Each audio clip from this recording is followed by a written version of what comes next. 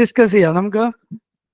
ഇതില് എക്കണോമി 14, 14, 16 എന്നൊന്നും കണ്ട് വിഷമിക്കല്ല കേട്ടോ. ഇതിൽ കറന്റ് അഫെയർ എന്ന് പറയുന്ന ഒരു ടോപ്പിക് കിടക്കുന്നില്ല. കറന്റ് അഫെയർ എന്ന് പറഞ്ഞാൽ എന്താ, പല സബ്ജക്റ്റിന്റെ മിക്സ് അല്ലേ. ആ കറന്റ് അഫെയറിൽ കുറെയൊക്കെ ചോദ്യങ്ങൾ വരുന്നത് എക്കണോമി റിലേറ്റഡ് ആണ്. അപ്പൊ ഞാൻ ടോട്ടൽ ആഡ് ചെയ്യുകയാണെങ്കിൽ ഒരു വർഷം 100 ചോദ്യത്തിൽ ഏകദേശം ഒരു 20 ചോദ്യത്തോളം എന്ത് ചെയ്യുന്നു വരും. 20 ചോദ്യത്തോളം എന്ന് പറയുമ്പോൾ ക്വസ്റ്റ്യൻ പേപ്പറിന്റെ 1/5 അല്ലെ, ഏകദേശം 1/5 ഇത്ര വിചാരിച്ചാൽ മതി. എക്കണോമിക്സിൽ 20 ചോദ്യം ശരിയായി കഴിഞ്ഞ് 20 × 2 40 മാർക്ക് കിട്ടി. കട്ട് ഓഫ് ഒക്കെ എത്രയാണ്? 80, 85, 90, 95 ലെവലൊക്കെ അല്ലേ. കട്ട് ഓഫിന്റെ പകുതിയോളം മാർക്ക് ഒരു സബ്ജക്റ്റിൽ നിന്ന് കിട്ടിയില്ലേ. അതെന്താ കാരണം എന്ന് നിങ്ങൾക്ക് ക്വസ്റ്റ്യൻസ് ചെയ്യുമ്പോൾ മനസ്സിലാവും. ഏതാണ്ട് എല്ലാ ചോദ്യങ്ങളൊക്കെ നമുക്ക് ശരിയാക്കാൻ പറ്റും കൃത്യമായിട്ട് ഇത് പഠിച്ചു കഴിഞ്ഞാൽ. വലിയ ബുദ്ധിമുട്ടൊന്നുമില്ല. മനസ്സിലായോ? ഓക്കെ അല്ല? ഇപ്പൊ ഒരു ഐഡിയ കിട്ടിയില്ല ഓരോ സബ്ജക്റ്റിൽ എങ്ങനെ ഡിസ്ട്രിബ്യൂഷൻ ഓക്കെ ആണോ? Economy is very very important. Preliminary point of വ്യൂലാണെങ്കിലും മെയിൻസ് പോയിന്റ് ഓഫ് വ്യൂലാണെങ്കിലും എക്കണോമിക്സ് ഇമ്പോർട്ടൻ്റ് ആണ്. ഓക്കെ അല്ലേ? സബ്ജക്റ്റിനെ കുറിച്ചുള്ള ഇൻട്രൊഡക്ഷൻ നമുക്ക് പതുക്കെ ചാപ്റ്റർ ഒന്ന് തുടങ്ങിയിടാം. നാളെ ഞാനാണ്, നമുക്ക് അതിന്റെ ബാക്കി ഫർദർ കണ്ടിന്യൂഷൻ ചെയ്യാം കേട്ടോ. ചോദിക്കുമോളെ? അതേലോ. ഡെവലപ്മെന്റ് എന്ന വാക്കിനേക്കാൾ റീസെന്റ് ഡേയ്സിൽ നമ്മൾ കുറച്ചും കൂടി ഉപയോഗിക്കുക സസ്റ്റൈനബിൾ ഡെവലപ്മെന്റ് എന്നൊക്കെ പറയും. ആ സസ്റ്റൈനബിൾ ഡെവലപ്മെന്റ് എന്ന് പറഞ്ഞാൽ നമ്മുടെ നാട്ടിൽ എന്തെങ്കിലും ഒരു പുതിയൊരു കാര്യം ചെയ്തു കഴിഞ്ഞാൽ അതിന്റെ ഗുണം എല്ലാ ജനങ്ങളിലേക്കും കിട്ടണമെന്നില്ല. അടുത്തൊരു എക്സാമ്പിൾ എടുക്കാം. ഞാൻ വർക്ക് ചെയ്യാൻ പോകുന്ന ഒഡീഷ. ഏറ്റവും കൂടുതൽ ഇന്ത്യയിൽ റിസോഴ്സസ് ഉള്ളത് ഒഡീഷയിലാണ്. ഇപ്പൊ മെറ്റൽ ആയിക്കോട്ടെ, നോൺ മെറ്റൽ ആയിട്ടുള്ള റിസോഴ്സ്. പക്ഷെ ഏറ്റവും ബാക്ക്വേർഡ് ആയിട്ടുള്ള സ്ഥലം എവിടെയാ? എന്താ കാരണം?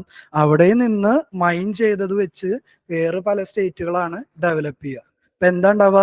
സ്വന്തമായിട്ട് റിസോഴ്സസ്, അതിനെ നമ്മൾ പറയും എക്കണോമിക്സ് റിസോഴ്സ് കഴ്സ് എന്ന് പറയും. സ്വന്തമായിട്ട് റിസോഴ്സസ് ഉണ്ടായിട്ട് അവരെന്താവുന്നില്ല, ഡെവലപ്പ് ചെയ്യുന്നില്ല. ഏറ്റവും കൂടുതൽ റിസോഴ്സസ് ഉള്ള കോണ്ടിനെന്റ് ആണ് ആഫ്രിക്ക. ആഫ്രിക്കയിൽ എന്തെങ്കിലും പുരോഗതി ഉണ്ടായി? വൈ? ആഫ്രിക്കയിൽ നിന്ന് അതൊക്കെ തോണ്ടിക്കൊണ്ടുപോയി ബാക്കിയുള്ള രാജ്യക്കാരാണ് എന്ത് ചെയ്യുന്നത്, ഡെവലപ്പ് ചെയ്യുന്നത്. അതെന്താണ്? ടൈപ്പ് ഓഫ് ഇൻഈക്വാലിറ്റി ആണ് അല്ലെ. നമ്മുടെ ഉദ്ദേശം എന്ന് പറയുന്നത് എന്താ? ഒഡീഷയും മഹാരാഷ്ട്രയും തമ്മിലുള്ള വ്യത്യാസം കുറച്ച് കുറച്ച് കൊണ്ടുവരണം. എന്നാലാണ് എല്ലാവരിലേക്കും എല്ലാം എത്തുള്ളൂ. ആ ആശയത്തിനെയാണ് നമ്മൾ ബേസിക്കലി ഇൻക്ലൂസീവ് ഗ്രോത്ത് എന്ന് പറയാ. ഡെവലപ്മെന്റും ഗ്രോത്തും രണ്ട് ഐഡിയ ആണ് എക്കണോമിക്സിൽ.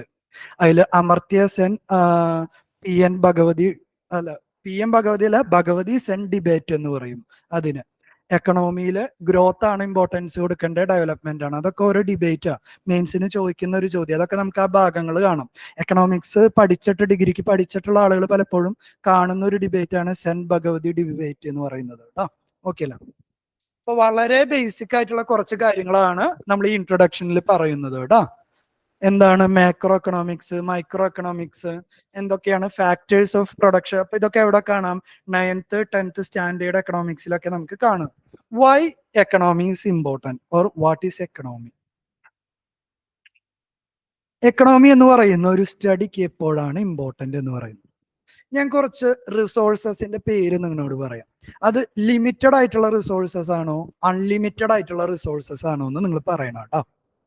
അപ്പൊ അതിൽ നിന്ന് നിങ്ങൾക്ക് ഈ ഒരു കൺസെപ്റ്റിലേക്കുള്ള ആദ്യത്തെ ഐഡിയ കിട്ടും.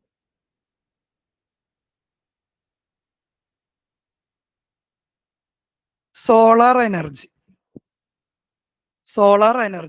എന്ന് വെച്ച് കഴിഞ്ഞാൽ സണ്ണ് എല്ലാ കാലത്തും അവിടെ ഉണ്ട് അല്ലെ. അറ്റ്ലീസ്റ്റ് നമ്മൾ ജീവിക്കുന്ന കുറച്ച് ജനറേഷനുകളിൽ അവിടെ ഉണ്ട്. Unlimited. Okay. Petrol. Why? Fossil fuel ആണ്. ആ ഫോസിൽ ഫ്യൂവൽ എന്ന് പറയുന്നത് എന്താ?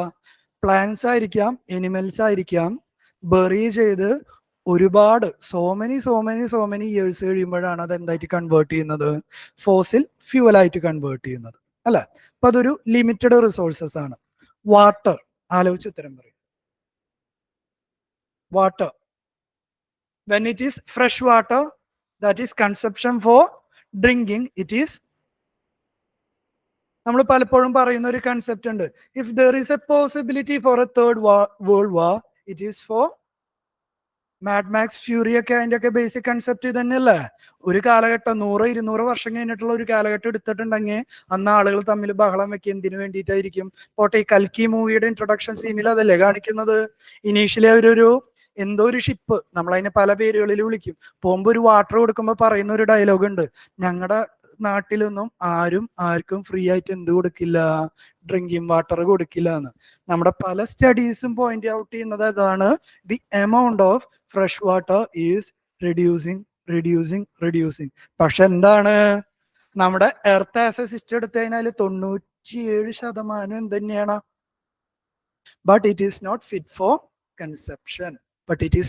Four conception. കുടിക്കാൻ പറ്റില്ല. ഓക്കെ അല്ലേ? ഇപ്പൊ വാട്ടർ എന്ന് പറയുന്ന ഒരു ഇത് തന്നെ അൺലിമിറ്റഡ് ആണ്.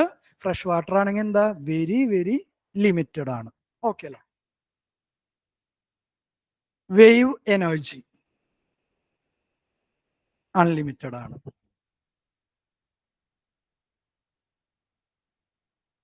Quantity of lead. Why lead is very important? It is very much important in electronic sector. അല്ലേ? lead ബാറ്ററീസ്, IC സർക്യൂട്ട്സ്, അതേപോലെയുള്ള ഇലക്ട്രോണിക് കമ്പോണൻസിൽ ഇമ്പോർട്ടൻ്റ് ആണ്. ലെഡ് എന്ന് പറയുന്ന ഒരു മിനറൽ, വാക്ക് ഞാൻ ഉപയോഗിക്കുന്ന ലെഡ് കിട്ടോ, മിനറൽസ് ലിമിറ്റഡ് ആണോ അൺലിമിറ്റഡ് ആണോ? ലിമിറ്റഡ് ആണ്. മതി, നമുക്ക് ഇത്രയില് ലിമിറ്റ് ചെയ്യാം നമ്മുടെ ഡിസ്കഷൻ. അപ്പൊ ഇതിൽ നിന്ന് മനസ്സിലായി, നമ്മുടെ എർത്ത് എന്ന് പറയുന്ന ഒരു സിസ്റ്റത്തിനെ ഞാൻ കൺസിഡർ ചെയ്യുകയാണെങ്കിൽ ചില റിസോഴ്സസ് അൺലിമിറ്റഡ് ആയിട്ട് അവൈലബിൾ ആണ്. നമ്മൾ ഈ ഒരു ലിസ്റ്റ് ആയിട്ട് മുന്നോട്ട് പോവുകയാണെങ്കിൽ നമുക്ക് കാണാൻ പറ്റും, ഭൂരിഭാഗം മോസ്റ്റ് ഓഫ് ദി റിസോഴ്സസ് ഏത് കാറ്റഗറിയിലാണ് വരുന്നത്? ലിമിറ്റഡ് ആണ്. അപ്പൊ മോസ്റ്റ് ഓഫ് ദി റിസോഴ്സസ് എന്താണ്? ലിമിറ്റഡ് ആണ്. ലിമിറ്റഡ് ആണെങ്കിൽ നമ്മൾ അതിനെ എങ്ങനെ യൂസ് ചെയ്യണം? ശ്രദ്ധിച്ച് ഉപയോഗിച്ചില്ലെങ്കിൽ എന്താ ഉണ്ടാവുക? We can use it, but the coming generation won't have the capacity to use it. നമുക്ക് ഉപയോഗിക്കാനുണ്ടാവും, ഭാവി വരുന്ന ജനറേഷന് ഉപയോഗിക്കാൻ വേണ്ടി ആ ക്വാണ്ടിറ്റി ഇനി ബാക്കി ഉണ്ടാവുമോ? ഇല്ല. അപ്പൊ അവിടെ ഇമ്പോർട്ടന്റ് ആയിട്ട് എന്ത് വന്നു? റിസോഴ്സസ് എന്ന് പറയുന്നത് ലിമിറ്റഡ് ആണെങ്കിൽ ആ റിസോഴ്സസിനെ നമ്മൾ എന്തായിട്ട് യൂസ് ചെയ്യണം? എഫക്റ്റീവ് ആയിട്ട് യൂസ് ചെയ്യണം. What is effective? Effective utilisation means we have to proper plan the resources. എന്തിനു വേണ്ടി പ്ലാൻ ചെയ്യണം? നമുക്ക് ഉപയോഗിക്കാനും വേണം, കമ്മിങ് ജനറേഷൻസിന് ഉപയോഗിക്കാനും വേണം. ശരിയാണോ? ഈ റിസോഴ്സസ് ലിമിറ്റഡ് ആണെങ്കിൽ ആ ലിമിറ്റഡ് റിസോഴ്സസിനെ എങ്ങനെ എഫക്റ്റീവ്ലി യൂട്ടിലൈസ് ചെയ്യാം എന്നതിനെ കുറിച്ചാണ് എവിടെ പഠിക്കുന്നത്? എക്കണോമി. നല്ലൊരു എക്സാമ്പിൾ ആണ് നമ്മൾ മുൻകാലങ്ങളിൽ ഉണ്ടായിരുന്ന നമ്മുടെ 5 ഇയർ പ്ലാൻ. 5 ഇയർ പ്ലാൻസ് അല്ലെങ്കിൽ പഞ്ചവത്സര പദ്ധതി എന്ന് പറയുന്നത് ഇന്ത്യ ഗവൺമെന്റിന്റെ വളരെ കുറച്ച് കാശല്ലേ ഉണ്ടാവുള്ളൂ. ഓരോ ഗവൺമെന്റ് ആയിക്കോട്ടെ, അല്ലെങ്കിൽ നിങ്ങൾ തന്നെ നിങ്ങളുടെ ഒരു ഡിസിഷൻ എടുക്കുകയാണ്, നിങ്ങൾക്കൊരു മൊബൈൽ ഫോൺ മേടിക്കണം. ഓക്കെ അല്ലേ? നിങ്ങളുടെ കയ്യിൽ ഒരു ബഡ്ജറ്റ് 10,000 റുപ്പീസ് ഉണ്ട് എന്ന് വിചാരിക്കും. എത്ര? 10,000 റുപ്പീസ്. അപ്പൊ അതിൽ ആദ്യത്തെ പോയിന്റ് തന്നെ ഞാൻ പറയാണ്, ഈ 10,000 റുപ്പീസ് വെച്ചിട്ട് നിങ്ങൾക്ക് ആപ്പിളിന്റെ ഒരു ഐഫോൺ മേടിക്കണം എന്ന് പറഞ്ഞാൽ അത് നടക്കും? ഇല്ല. എന്താ കാരണം? നിങ്ങളുടെ കയ്യിലുള്ള റിസോഴ്സസ് എന്താണ്? ലിമിറ്റഡ് ആണ്. അപ്പൊ ഈ 10,000 റുപ്പീസ് ആണ് നിങ്ങളുടെ കയ്യിൽ ഉള്ളതെങ്കിൽ ആദ്യം തന്നെ നിങ്ങളുടെ റിസോഴ്സസ് ലിമിറ്റഡ് ആയി. നിങ്ങൾക്ക് ഒരു മൊബൈൽ ഫോൺ മേടിക്കണമെങ്കിൽ എത്ര രൂപയ്ക്ക് താഴെയുള്ളത് മേടിക്കാൻ പറ്റുള്ളൂ? ബിലോ 10,000. മറിച്ച് നിങ്ങളുടെ കയ്യിൽ അൺലിമിറ്റഡ് ആയിട്ട് എത്ര കാശ് വേണമെങ്കിലും ഉണ്ട് എന്ന് വിചാരിക്കുക. You have ultra super rich. അപ്പൊ നിങ്ങൾ പ്രത്യേകിച്ച് സെലക്ഷന് പോകണോ? നിങ്ങൾക്ക് എന്താ വേണ്ടത്? നിങ്ങൾക്ക് മേടിച്ചൂടെ? നമ്മുടെ കയ്യിൽ റിസോഴ്സസ് ലിമിറ്റഡ് ആണെങ്കിൽ ഈ മൊബൈൽ ഫോൺ മാത്രം, നിങ്ങളുടെ ഒരു മാസത്തെ വരുമാനം 10,000 രൂപ, ആ മാസം ഒരു മൊബൈൽ ഫോൺ മാത്രം മേടിച്ചു കഴിഞ്ഞാൽ ആ മാസം കഞ്ഞി വെച്ച് കുടിക്കാൻ നിങ്ങളുടെ കയ്യിൽ പിന്നെ കാശ് ഉണ്ടാവുമോ? ഇല്ല. നിങ്ങളുടെ കയ്യിൽ എന്താണ് റിസോഴ്സസ് ഉള്ളത്? അത് നിങ്ങൾ പല കാര്യങ്ങൾക്ക് പ്ലാൻ ചെയ്യണം. റെന്റ് കൊടുക്കാൻ കാശ് വേണം, ഫുഡ് കഴിക്കാൻ കാശ് വേണം, ട്രാൻസ്പോർട്ടേഷൻ, ഒരു 2 വീലർ ആണെങ്കിൽ അതിൽ പെട്രോൾ അടിക്കാൻ കാശ് വേണം, EMI എന്തെങ്കിലും അടയ്ക്കണമെങ്കിൽ ആ EMI അടയ്ക്കാൻ കാശ് വേണം. എന്താണ്? റിസോഴ്സസ് ലിമിറ്റഡ് ആണെങ്കിൽ അതിനെ കൃത്യമായി എന്ത് ചെയ്യണം? പ്ലാൻ ചെയ്ത് ഉപയോഗിക്കേണ്ടി വരും. അല്ലെങ്കിൽ നിങ്ങൾ ഏത് സിറ്റുവേഷനിലെത്തും? കയ്യിൽ കാശില്ലെങ്കിൽ കടം മേടിക്കേണ്ടി വരില്ലേ? ഏത് സിറ്റുവേഷനിലെത്തും? എക്സോഷൻ ഓഫ് റിസോഴ്സസ്, കയ്യിൽ റിസോഴ്സസ് ഇല്ലാത്തൊരവസ്ഥയിലേക്ക് എത്തും. ഈ റിസോഴ്സസ് ലിമിറ്റഡ് ആണെങ്കിൽ അതിനെ എങ്ങനെ പ്ലാൻ? എക്സാമ്പിൾ മാത്രം മനസ്സിലാക്കാം.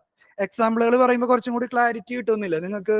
നിങ്ങളുടെ കയ്യിലെ റിസോഴ്സസ് ലിമിറ്റഡ് ആണെങ്കിൽ ആ റിസോഴ്സസ് എങ്ങനെയാണ് എഫക്റ്റീവ്ലി യൂട്ടിലൈസ് ചെയ്യുന്നത് എന്നതാണ് ഇവിടെ നമ്മൾ പഠിക്കുന്നത്, എക്കണോമി എന്ന് പറയുന്ന ഒരു സബ്ജക്റ്റിൽ പഠിക്കുന്നത്. ക്ലിയർ അല്ലേ? ബേസിക്സ് ഞാൻ എപ്പോഴും ഐഡിയ പറയുന്നത് അതുകൊണ്ടാണ്. നേരിട്ട് ഞാൻ അതിന്റെ ഡെഫിനേഷനിലേക്ക് കടന്നു കഴിഞ്ഞാൽ നിങ്ങൾക്ക് ചിലപ്പോൾ അതൊരു ക്ലാരിറ്റി കിട്ടില്ല. What is economics? It is the science which deals with human behaviour in relation to scarce, means and ends. അങ്ങനെ വായിച്ചപ്പോൾ കാര്യം മനസ്സിലായില്ലല്ലോ. ഇത് തന്നെ കുറച്ചും കൂടി ഒരു ക്ലാരിറ്റിയിൽ ഒരു എക്സാമ്പിൾ കൊണ്ടുവരട്ടെ. നിങ്ങളുടെ കയ്യിൽ അൺലിമിറ്റഡ് ആയിട്ട് പൈസ ഉണ്ടെന്ന് വിചാരിക്കുക, അല്ലെങ്കിൽ മാസം 10,000 രൂപ കിട്ടുന്ന ഒരാളാണെന്ന് വിചാരിക്കുക. നിങ്ങളൊരു മൊബൈൽ മേടിക്കാൻ പോകുന്നുണ്ടെങ്കിൽ മോസ്റ്റ്ലി ബിലോ 10,000 അല്ലേ പ്രിഫർ ചെയ്യുള്ളൂ. നിങ്ങൾക്ക് ജോലിയിൽ പ്രമോഷൻ കിട്ടി. എന്ത് കിട്ടി? പ്രമോഷൻ കിട്ടി. നിങ്ങളുടെ ബോസ് വളരെ നല്ല ഒരാളായിരുന്നു, നിങ്ങൾക്ക് പ്രമോഷൻ തന്ന് ഒരു 0 കൂടി ഇട്ടു. What is this? 1,00,000 റുപ്യ ഇപ്പൊ മന്ത്ലി സാലറി. നിങ്ങൾ ആരെങ്കിലും 10,000 രൂപയ്ക്ക് താഴെയുള്ള മൊബൈൽ മേടിക്കുകയും definitely you will go beyond that, അല്ലെ? നമ്മുടെ വരുമാനം കൂടാണെങ്കിൽ നമ്മുടെ ലൈഫ് സ്റ്റൈല് നമ്മൾ അതുപോലെ ബെറ്റർ ആയിട്ട് പ്ലാൻ ചെയ്യും. നിങ്ങളുടെ കയ്യിൽ സൈക്കിളായിരുന്നു ഉണ്ടായിരുന്നത്, മാസം 10,000 രൂപ ഉണ്ടായിരുന്നു, ഇപ്പൊ മാസം 1,00,000 വന്നതിന് നിങ്ങൾ ഒരു 2 വീലർ മേടിക്കില്ലേ? മേ ബി ഒരു കാർ മേടിക്കില്ലേ? കാരണം നിങ്ങൾ കേപ്പബിൾ ആണ് പേ ചെയ്യാൻ. ഇതേ ബോസ് തന്നെ കുറച്ച് കഴിഞ്ഞപ്പോ നിങ്ങളുടെ പെർഫോമൻസിൽ സാറ്റിസ്ഫൈഡ് ആയില്ല, സാലറി കുറച്ചു. ഇപ്പൊ നിങ്ങൾക്ക് ആ കാറിന് പെട്രോൾ അടിച്ച് ഓടിക്കാൻ വേണ്ടി നിങ്ങൾക്ക് നിവൃത്തി ഉണ്ടോ? മാസം 5,000 രൂപയാണ്. അപ്പൊ നിങ്ങളുടെ കയ്യിലുള്ള റിസോഴ്സസ് മാറുന്നതിനനുസരിച്ച് നിങ്ങളുടെ ബിഹേവിയർ മാറിക്കൊണ്ടല്ലേ? നിങ്ങൾ സെയിം ആളാണ്, 10,000 രൂപയുള്ളപ്പോ നിങ്ങൾ ബിഹേവ് ചെയ്യുന്നത് അല്ലെങ്കിൽ വാങ്ങുന്ന സാധനങ്ങൾ ഒരു തരത്തിലാവും. 1,00,000 കിട്ടിയാലോ കുറച്ചും കൂടി നിങ്ങൾ ലക്ഷറി ആയിട്ട് ജീവിക്കാൻ നോക്കും. നിങ്ങളുടെ സാലറി കുറഞ്ഞാലോ വീണ്ടും പണ്ടത്തെ പോലെ സാധാരണ ജീവിതത്തിലേക്ക് വരും. ഇനി ഇത് വായിച്ചു നോക്കിയേ, മനസ്സിലാവും. It is the science which deals with the human behavior in relation to skills, means and ends. Clear അല്ല? ഇപ്പോ നിങ്ങൾക്ക് കയ്യിലേക്ക് കിട്ടുന്ന റിസോഴ്സസ് എന്താണോ അതിനനുസരിച്ച് നമ്മുടെ ബിഹേവിയർ അല്ലെങ്കിൽ നമ്മുടെ കൺസെപ്ഷൻ പാറ്റേൺ മാറിക്കൊണ്ടിരിക്കും, നമ്മുടെ ഡിമാൻഡ് മാറിക്കൊണ്ടിരിക്കും, അല്ലെ? ഇതിനെ കുറിച്ചുള്ള സ്റ്റഡീസിനെയാണ് നമ്മൾ എന്തെന്ന് പേര് പറയുക? Economics. Always clear example clear ആയിട്ട് മൈൻഡിൽ ഉണ്ടെങ്കിൽ ഇതൊക്കെ ഇതേപോലെ എഴുതണ. നിങ്ങൾക്ക് നിങ്ങളുടേതായ രീതിയിൽ ഇത് മാറ്റി എഴുതിക്കോടെ. Economics is changing behaviour of people or changing preference pattern of people with resource. Correct അല്ലേ ഈ പറയുന്ന കാര്യം? ഇപ്പൊ എക്സാക്ട് തന്നെ എഴുതണം എന്നില്ല. Once you have clear idea you can create your own definition. That's okay. പക്ഷെ അതിൽ എന്തൊക്കെ വേണം? Resources, limited, changing human behaviour, ഈ കീവേഡുകളൊക്കെ അതിൽ ഉണ്ടാവണം എന്ന് മാത്രം. ഓക്കെ ആണോ?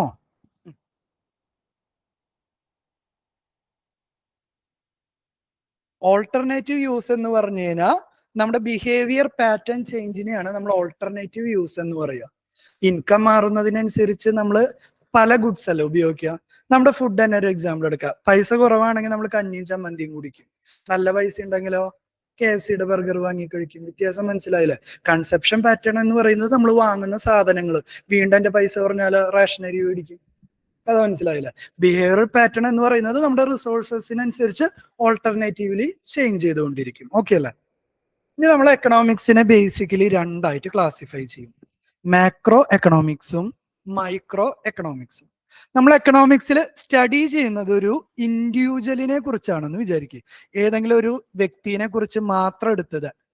മൈക്രോ എക്കണോമിക്സ് എന്ന് പറയുന്നത് ഏതെങ്കിലും ഒരാളുടെ ഇൻകം, എക്സ്പെൻഡിച്ചർ, അതിനെ കുറിച്ച് ഉള്ള പാരാമീറ്റർ ആണ് നമ്മൾ സ്റ്റഡി ചെയ്യുന്നതെങ്കിൽ അതിനെ മൈക്രോ എന്ന് പറയും. ഗ്രൂപ്പ് ഓഫ് പീപ്പിൾ നോക്കിയേ, ഒന്നിലധികം ആളുകളുടെ അല്ലെങ്കിൽ ഗ്രൂപ്പ് ഓഫ് പീപ്പിൾ അല്ലെങ്കിൽ ഒരു നേഷന്റെ അല്ലെങ്കിൽ ഒരു സ്റ്റേറ്റിന്റെ അങ്ങനെ ഒരു ഗ്രൂപ്പ് ഓഫ് എൻറ്റിറ്റിയുടെ എക്കണോമിക്സിനെ കുറിച്ചാണ് ഞാൻ പഠിക്കുന്നത്. എക്കണോമിക്സ് എന്ന് പറയുമ്പോൾ എപ്പോഴും മനസ്സിലാക്കുക ആളുകളുടെ ഡിമാൻഡ്. ഓക്കെ അല്ലേ? എക്കണോമിക്സ് എന്ന് പറയുമ്പോൾ എന്താണ്? ആളുകളുടെ ഡിമാൻഡ്. ഞാൻ ഒരാൾ ഒറ്റയ്ക്ക് ഇരിക്കുമ്പോൾ എൻ്റെ ഡിമാൻഡ് എന്താണ്? ഞാൻ ഇരിക്കുന്ന ഒരു സൊസൈറ്റിയിലാണെങ്കിൽ എൻ്റെ ഡിമാൻഡ് എന്താണ്? രണ്ടും രണ്ട് തരത്തിലായിരിക്കും. നമ്മൾ പല ആൾക്കാരും പല സാധനങ്ങളും മേടിക്കുന്നതിന്റെ ഒരു പ്രധാന കാരണം എന്താ? ഇൻഫ്ലുവൻസ് ഓഫ് അവർ പിയർ, അല്ലേ? നിങ്ങളിപ്പോ ഒരു സാധാരണ ഒരു മൊബൈൽ മേടിച്ചു. മൊബൈൽ ഇപ്പൊ എന്തൊരു പർപ്പസ്? വിളിക്കണം, മെസ്സേജസ് ചെക്ക് ചെയ്യണം, നെറ്റ് കണക്ടിവിറ്റി ഉണ്ടാവണം. അത് 10,000 രൂപയുടെ മൊബൈൽ അത് നടക്കും, 1,00,000 രൂപയുടെ മൊബൈൽ അത് നടക്കും. Why we are going for 1,00,000? Because നമ്മുടെ ഒപ്പമുള്ള എല്ലാ ആൾക്കാരും 1,00,000 മൊബൈൽ മേടിച്ചാൽ നമുക്ക് എന്തിനുള്ള ടെൻഡൻസി വരും? 1,00,000 മേടിക്കാനുള്ള ടെൻഡൻസി വരും, അല്ലെ? അപ്പൊ ഇതിൽ നിന്ന് തന്നെ നിങ്ങൾക്ക് വളരെ ക്ലിയർ ആയിട്ട് മനസ്സിലായി, ഒരാൾ ഒറ്റയ്ക്ക് ഇരിക്കുമ്പോൾ അയാളുടെ എക്കണോമിക്സിലെ വേർഡ് കൊണ്ടുവന്ന ബിഹേവിയർ പാറ്റേൺ, അല്ലെ? ഒരാൾ ഇൻഡിവിജ്വൽ ഇരിക്കുമ്പോഴുള്ള ബിഹേവിയർ പാറ്റേണും ഗ്രൂപ്പ് ആയിട്ട് ഇരിക്കുമ്പോഴുള്ള ബിഹേവിയർ പാറ്റേൺ എന്തായിരിക്കും? ഡിഫറെന്റ് ആയിരിക്കും. അപ്പൊ അങ്ങനെ നമ്മൾ എക്കണോമിക്സിനെയും രണ്ടായിട്ട് ഡിവൈഡ് ചെയ്തു.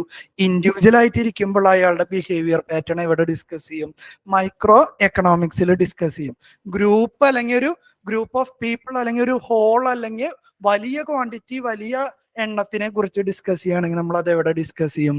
മാക്രോ എക്കണോമിക്സിൽ ഡിസ്കസ് ചെയ്യും. ഇത്ര ക്ലിയർ ആണോ? ഇനി നമുക്ക് ഈ പോയിന്റ്സിലൂടെ പോയി കഴിഞ്ഞാൽ എളുപ്പത്തിൽ മനസ്സിലാവും. What is comparison? എപ്പോഴും ഇങ്ങനെ പരമാവധി ഞാൻ ടേബിൾ തന്നിട്ടാണ് നിങ്ങൾ പഠിപ്പിക്കാൻ നോക്കുക. കാരണം എന്താ, മെയിൻസിന് പലപ്പോഴും കമ്പാരിസൺ ചോദിക്കുമ്പോൾ ടേബിൾ ആയിട്ട് എഴുതി കഴിഞ്ഞാൽ യു വിൽ ഗെറ്റ്. ഇങ്ങോട്ട് നോക്കിയേ, ഒരു ആൻസർ എഴുതാണ് നിങ്ങൾ. നോക്ക്, മൈക്രോ എഴുതി 1, 2, 3 പോയിന്റ് എഴുതി, മാക്രോ എന്ന് എഴുതി 1, 2, 3 പോയിന്റ് എന്ന് എഴുതി. ഇങ്ങനെ നമ്മൾ ആൻസർ എഴുതുന്നതിനേക്കാൾ എഫക്റ്റീവ് ആയിരിക്കും മൈക്രോ മാക്രോ കമ്പാരിസൺ ചെയ്യുമ്പോൾ. It will be more effective and crisp. Okay അല്ലേ? കാര്യം മനസ്സിലായി? അതുകൊണ്ടാണ് കുറെ ടേബുലർ റെപ്രസെന്റേഷൻസ് നിങ്ങളെ പ്രിപ്പയർ ചെയ്യിപ്പിക്കുന്നത്. ഓക്കെ അല്ലേ? പ്രശ്നമില്ലല്ലോ. അപ്പൊ നമുക്ക് നോക്കാം. ഈ പറഞ്ഞ ഡെഫിനിഷൻ തന്നെ എന്താണ് മൈക്രോ എക്കണോമിക്സ് എന്ന ഡെഫിനിഷൻ നിങ്ങൾക്ക് കിട്ടി. എന്താ micro economics? It's a study of individual units. It's a study of individual units എന്ന് വെച്ച് കഴിഞ്ഞാൽ ഒരു ഇൻഡിവിജ്വലിന്റെ ഇൻകം, ഒരു ഇൻഡിവിജ്വൽ യൂണിറ്റിന്റെ ബിഹേവിയർ പാറ്റേൺ എന്താണ്, എന്തൊക്കെയാണ് പുള്ളിയുടെ ആവശ്യങ്ങൾ, ഡിമാൻഡ്സ്, ഇതിനെ കുറിച്ചുള്ള സ്റ്റഡിയാണ് മൈക്രോ എക്കണോമിക്സ് എന്ന് പറയുന്നത്. ഓക്കെ അല്ലേ? അപ്പൊ അതിൽ ഉപയോഗിക്കുന്ന പ്രധാനപ്പെട്ട ഈ ഡിമാൻഡ് ആൻഡ് സപ്ലൈ ഫർദർ ഡിസ്കഷൻസിൽ നമ്മൾ കാണും കേട്ടോ. ഡിമാൻഡ് സപ്ലൈ കർവ് എന്നൊക്കെ പറഞ്ഞ് നമ്മൾ കാണും. ഒരു ഇൻഡിവിജ്വലിന് എന്തെല്ലാം കാര്യങ്ങളാണ് ആവശ്യം, പുള്ളിക്ക് ആവശ്യത്തിനുള്ള കാര്യങ്ങൾ എക്കണോമിയിൽ പ്രൊഡ്യൂസ് ചെയ്യുന്നുണ്ടോ, ആ പ്രൊഡ്യൂസ് ചെയ്യുന്ന ക്വാണ്ടിറ്റിയെ സപ്ലൈ എന്നും ഇൻഡിവിജ്വലിന് ആവശ്യമുള്ള കാര്യത്തിന് ഡിമാൻഡ് എന്നും പറയും. വീണ്ടും ഞാൻ എക്സാമ്പിൾ തരുന്നു. നിങ്ങളുടെ കയ്യിൽ 10,000 രൂപയാണ് ഉള്ളത്. മൊബൈൽ വാങ്ങണമെങ്കിൽ നിങ്ങളുടെ ആഗ്രഹം 10,000 രൂപയ്ക്ക് താഴെയുള്ള മൊബൈലാണ്. ഓക്കെ അല്ലേ? എക്കണോമിയിൽ അവർ പ്രൊഡ്യൂസ് ചെയ്യുന്നത് 20,000 ആൻഡ് എബവ് പ്രൈസ് ഉള്ള മൊബൈൽ ആണെങ്കിലോ എന്താ സംഭവിക്കുക? ഒന്നല്ലെങ്കിൽ നിങ്ങൾക്ക് മൊബൈൽ വാങ്ങാൻ പറ്റില്ല, അല്ലെങ്കിൽ you are forced to buy mobile phone above 20,000. വളരെ ക്ലിയർ അല്ലേ? അപ്പൊ നിങ്ങൾക്ക് ഡിമാൻഡ് എന്താണ്? 10,000 രൂപയുടെ മൊബൈൽ ആണെന്ന് വിചാരിച്ച് നിങ്ങൾക്ക് അത് വാങ്ങാനുള്ള കപ്പാസിറ്റി ഉണ്ടാവണമെന്നില്ല. എക്കണോമിയിൽ 10,000 രൂപയുടെ മൊബൈൽ പ്രൊഡ്യൂസ് ചെയ്താലല്ലേ നമുക്ക് വാങ്ങാൻ പറ്റുള്ളൂ. അതിനെയാണ് നമ്മൾ ഏത് വാക്ക് ഉപയോഗിച്ച് റെപ്രസെന്റ് ചെയ്യുക? സപ്ലൈ. ഡിമാൻഡ് നിങ്ങൾക്ക് താല്പര്യം ഉണ്ടായിട്ട് കാര്യമില്ല, അത് വാങ്ങാൻ പറ്റണ്ടേ? മനസ്സിലായോ? അതിന് നമ്മൾ സപ്ലൈ എന്ന് പേരിട്ടു. ഇപ്പൊ മൈക്രോ എക്കണോമിക്സിൽ നമ്മൾ പഠിക്കുക സ്റ്റഡി ഓഫ് ഇൻഡിവിജ്വൽ യൂണിറ്റ്സ്. ഓരോരുത്തരുടെ ഇൻഡിവിജ്വൽ ബിഹേവിയർ പാറ്റേൺ പഠിച്ചു. അതിന് പല ടൂൾസ് നമ്മൾ ഉപയോഗിക്കും. ഡിമാൻഡ് ആൻഡ് സപ്ലൈ ഉപയോഗിക്കും. മാക്രോയിലേക്ക് വന്നാലോ, it's a study of economy as a whole. ഒരു ഗ്രൂപ്പ് ഓഫ് ആളുകളുടെ, അല്ലെങ്കിൽ ഒരു നേഷൻ, അല്ലെങ്കിൽ സ്റ്റേറ്റ് എന്ന് പറയുമ്പോൾ കേരള സ്റ്റേറ്റിന്റെ എക്കണോമി, ഇന്ത്യയുടെ എക്കണോമി, അല്ലെങ്കിൽ വേൾഡ് ലെവലിലെ ഇന്റർനാഷണൽ എക്കണോമിക്സ്, ഇതിലെല്ലാത്തിലും ഒരു സിംഗിൾ ഇൻഡിവിജ്വൽ അല്ല, മൾട്ടിപ്പിൾ ഇൻഡിവിജ്വൽസ് ഇൻവോൾവ്ഡ് ആണ്. അത്തരത്തിലുള്ള എക്കണോമിക് സ്റ്റഡീനെ വിളിക്കുന്ന പേരാണ് മാക്രോ എക്കണോമിക് സ്റ്റഡി. ഓക്കെ ആണല്ലോ?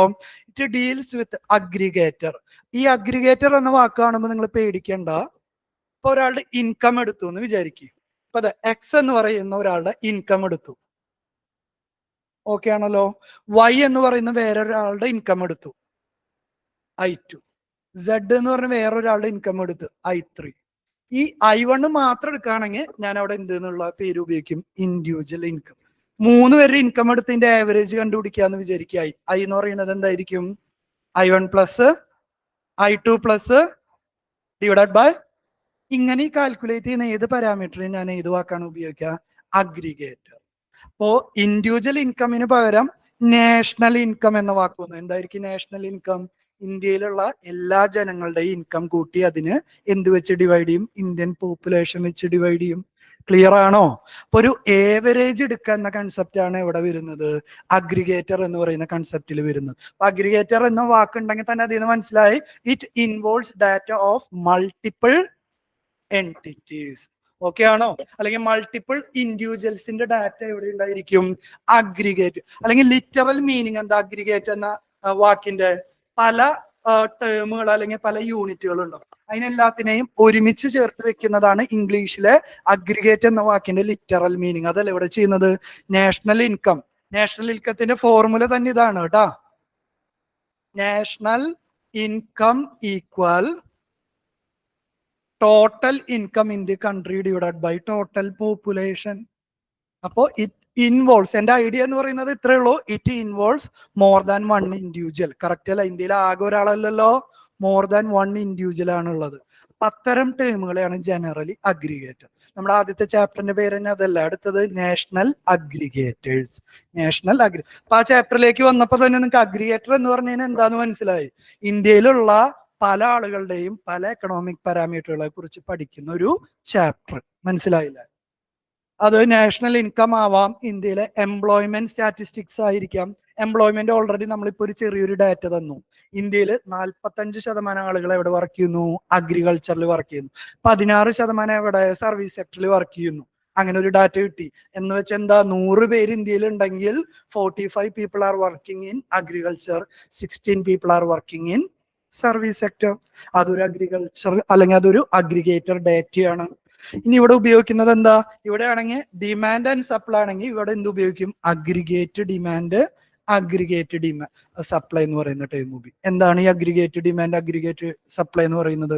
മോർ ദാൻ വൺ ഇൻഡിവിജ്വലിന്റെ ഡിമാൻഡ്, മോർ ദാൻ വൺ ഇൻഡിവിജ്വലിന്റെ സപ്ലൈ. ക്ലിയർ ആണോ? വീണ്ടും ഞാൻ എടുത്തു മൊബൈൽ ഫോണിന്റെ എക്സാമ്പിൾ എടുത്തു. ബിലോ 10,000 എന്ന് നിങ്ങൾ യൂട്യൂബിൽ സെർച്ച് ചെയ്തതിന് ഏതെങ്കിലും ഒരു ബ്രാൻഡിന്റെ ആണോ മൊബൈൽ വരാം? ഒബിയസ്ലി അല്ല. പല ബ്രാൻഡുകളുടെ, ഒരു ബ്രാൻഡിന് തന്നെ പല മോഡൽസ് വരും അല്ലെ? അപ്പൊ നിങ്ങളുടെ കയ്യിൽ 10,000 രൂപ ഉണ്ടെങ്കിൽ ആകെ ഒരു മൊബൈൽ ആണെങ്കിൽ സെലക്ഷൻ ഈസ് വെരി ഈസി. എന്താ സെലക്ഷൻ ഈസി എന്ന് പറയാനുള്ള കാരണം? 10,000 രൂപ കൊടുത്തു, you will buy that particular brand and model. If more than one brand and more than one model you are confused, you will began what? Comparison. You will begin comparison. What is comparison? You will compare camera quality of multiple mobile phone. You will compare the processing quality of multiple phone. You will compare storage capacity of multiple phones. അല്ലേ? എന്നിട്ട് നിങ്ങളുടെ requirement എന്താ? Instagram നിങ്ങൾക്ക് photo ഇടണം. അപ്പൊ എന്താണ് importance? Camera quality. വേറൊരാള് phone വിളിക്കുന്ന ഒരുപാട് പർപ്പസുകൾ ഉണ്ട്. അപ്പൊ എന്തായിരിക്കും? ബാറ്ററിക്ക് ലോങ് ലൈഫ് വേണം, പെട്ടെന്ന് ചൂടാവരുത്. പർപ്പസ് മാറിയ അപ്പൊ അവരെന്തുണ്ടാവും?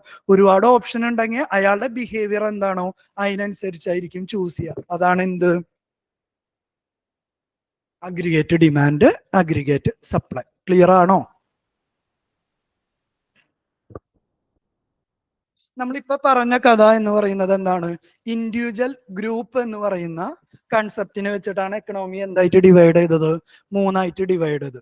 ഇനി എക്കണോമിയിലെ ഫിലോസഫി പ്രകാരം എക്കണോമീനെ നമ്മൾ ക്ലാസിഫൈ ചെയ്യുന്നതാണ് ക്യാപിറ്റലിസം, സോഷ്യലിസം.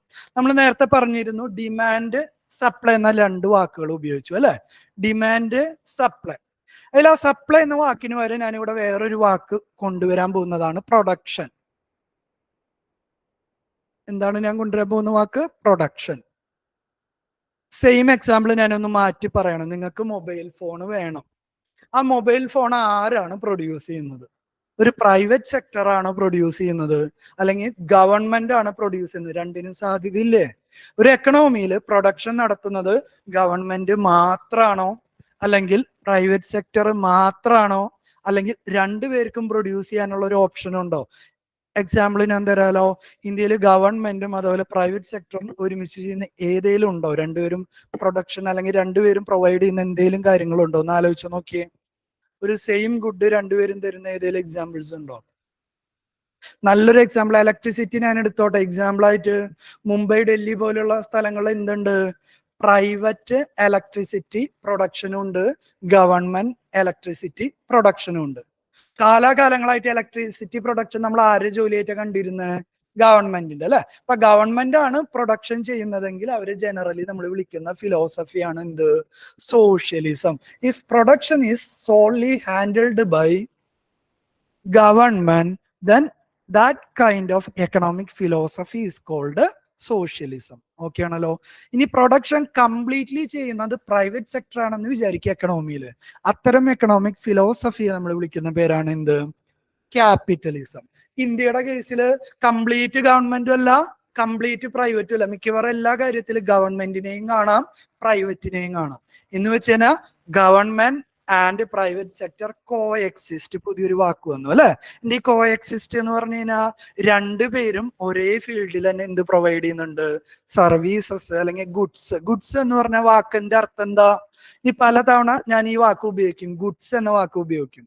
നമ്മുടെ ലിറ്ററൽ മീനിങ്ങിൽ നിന്ന് കുറച്ച് എക്കണോമിക് വേർഡ് ഇടയിൽ കൂടെ ഞാൻ തള്ളിക്കയറ്റി വീടാണ് ഗുഡ്സ്. ഗുഡ്സ് എന്ന് പറഞ്ഞാൽ എന്ത് വേണമെങ്കിലും ആവാം. നമ്മൾ കഴിക്കുന്ന ഒരു ഭക്ഷണം ആവാം, വണ്ടിക്ക് നമ്മൾ അടിക്കുന്ന പെട്രോൾ ആവാം, നിങ്ങൾ വാങ്ങുന്ന ഒരു മൊബൈൽ ആവാം, കാർ ആവാം, എന്ത് വേണമെങ്കിലും ആവാം. നമുക്ക് തൊടാൻ പറ്റുന്ന കാര്യങ്ങളെയാണ് ജനറലി നമുക്ക് ടാഞ്ചിയബിൾ ആയിട്ടുള്ള പ്രൊഡക്ട്സുകളെയാണ് നമ്മൾ ജനറലി ഗുഡ്സ് എന്ന് പറയുന്നത്. ഇനി ടാഞ്ചിബിൾ അല്ലാത്തതിനൊരു എക്സാമ്പിൾ പറയട്ടെ. ബാങ്കിൽ ചെന്ന് കഴിഞ്ഞാൽ നിങ്ങൾക്കൊരു അക്കൗണ്ട് ഓപ്പൺ ആക്കി തരാം, ഒരു പ്രോസസ്സ്. അക്കൗണ്ട് ഓപ്പൺ ആക്കി കഴിഞ്ഞാൽ നിങ്ങൾക്ക് ഒരു പാസ്ബുക്ക് കിട്ടുമായിരിക്കും. പാസ്ബുക്ക് നിങ്ങൾക്ക് തൊടാം. അത് അവർ നിങ്ങൾക്ക് ഓപ്പൺ ആക്കി തരുന്ന ആ പ്രോസസ്സ് എന്ന് പറയുന്നത് എന്താണ്? പ്രോസസ്സ് നമുക്ക് തൊടാൻ പറ്റുന്ന കാര്യമില്ലല്ലോ, ഇൻടാഞ്ചിബിൾ എന്ന് പറയും. അത്തരം ഇൻടാഞ്ചിബിൾ ആയിട്ടുള്ള കാര്യങ്ങളെ ഞാൻ വിളിക്കുന്ന പേരാണ് എന്ത്? സർവീസസ്. സർവീസസ്. ഓക്കെ ആണോ? ഇപ്പൊ ഒരു ബസ് ഡ്രൈവർ എന്ത് ചെയ്യാണ്? ഡ്രൈവ് ചെയ്ത് നിങ്ങളെ കൊണ്ടുപോവാണ്. ഡ്രൈവറിനെ നിങ്ങൾക്ക് തൊടാൻ പറ്റും, ബസ്സിനെയും തൊടാൻ പറ്റും. അയാൾ ഡ്രൈവ് ചെയ്യുന്നതിന് നമ്മൾ എങ്ങനെ തൊടാൻ പറ്റുക? ഡ്രൈവ് ചെയ്യുന്നത് എന്ന് പറയുന്നത് എന്താ? ഇൻടാഞ്ചിബിൾ, അല്ലെങ്കിൽ അയാൾ നമുക്ക് പ്രൊവൈഡ് ചെയ്യുന്ന ഒരു സർവീസ് ആണ്. ഡ്രൈവറെയും തൊടാൻ പറ്റും, ബസ്സിനെയും തൊടാൻ പറ്റും. പക്ഷെ ആ ഡ്രൈവർ ഡ്രൈവ് ചെയ്യാന്ന് പറയുന്നത് എന്താണ്? ഒരു സർവീസസ് ആണ്. ഓക്കെ ആണോ? ഇപ്പൊ ഗുഡ്സ് എന്ന വാക്ക് എവിടെ ഉപയോഗിച്ചാൽ എന്താണ്? ടാഞ്ചിബിൾ, നമുക്ക് തൊടാൻ പറ്റുന്ന, ടച്ച് ചെയ്യാൻ പറ്റുന്ന സാധനങ്ങളാണ് എന്ത്? ഗുഡ്സ്. നമുക്ക് തൊടാൻ പറ്റാത്ത അല്ലെങ്കിൽ ഫീൽ ചെയ്യാൻ പറ്റാത്ത കാര്യങ്ങളാണ് എന്ത്? സർവീസസ് എന്ന് പറയാം. ഓക്കെ അല്ലേ? ഒരു ഗുഡ്സ് ഒരു എക്കണോമിയിൽ പ്രൊഡ്യൂസ് ചെയ്യുന്നത് ഗവൺമെന്റ് മാത്രമാണെങ്കിൽ ആ എക്കണോമിക് ഫിലോസഫിയെ നമ്മൾ വിളിക്കുന്ന പേരാണ് സോഷ്യലിസം. ഒരു ഗുഡ്സ് എക്കണോമിയിൽ പ്രൊഡ്യൂസ് ചെയ്യുന്നത് പ്രൈവറ്റ് സെക്ടർ മാത്രമാണെങ്കിൽ അത്തരം ഫിലോസഫിയെ വിളിക്കുന്ന പേരാണ് എന്ത്? ക്യാപിറ്റലിസം.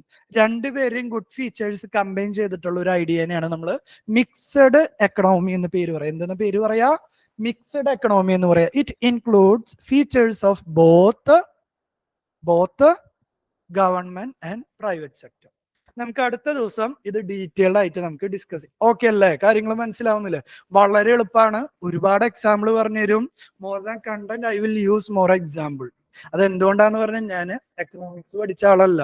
എക്കണോമിക്സ് പഠിക്കാൻ വേണ്ടി എക്സാമ്പിൾ പഠിച്ച ആളാണ്. അപ്പൊ കൂടുതൽ എക്സാമ്പിൾ പഠിച്ചിട്ടുള്ള ആളായതുകൊണ്ട് ഞാൻ എക്സാമ്പിളുകളിലൂടെയാണ് ക്ലാസ് എടുക്കുക. അപ്പൊ നിങ്ങൾക്ക് കാര്യം മനസ്സിലാവും. കുറെ കാലം അത് റീറ്റെയിൻ ചെയ്യാനും പറ്റും. എക്കണോമിക്സ് ആയിട്ട് പഠിച്ചാൽ യു കനോട്ട് റീറ്റെയിൻ. ഓക്കെ അല്ലേ? അടുത്ത ക്ലാസ്സിൽ നമുക്ക് കണ്ടിന്യൂ ചെയ്യാം കേട്ടോ. ഇതൊന്ന് അയച്ചു കിട്ടുകയാണെങ്കിൽ എടുത്തത് 2-3 സ്ലൈഡ് ഉള്ളൂ. ജസ്റ്റ് റിവൈസ് ചെയ്ത് ആക്ച്വൽ ക്ലാസ്സസ് ആയിട്ട് നമുക്ക് അടുത്ത ദിവസം സ്റ്റാർട്ട് ചെയ്യാം. ഓക്കെ അല്ലേ? Thank you.